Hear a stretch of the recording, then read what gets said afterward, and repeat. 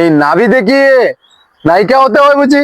মানে দর্শকে এইরকম মন্তব্য করছে, এটা আমি জানি না।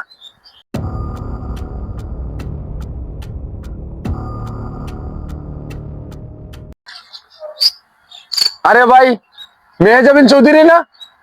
হাইয়া মাগার। ওরে ভাই, ওটা কি মেহজাবিন না? আরে নাটকের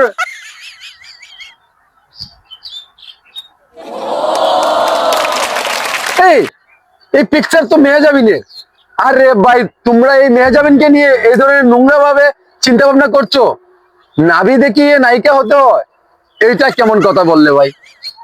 এটা আসলে মানানসই না, এটা আসলে যুক্তিসঙ্গত নয়।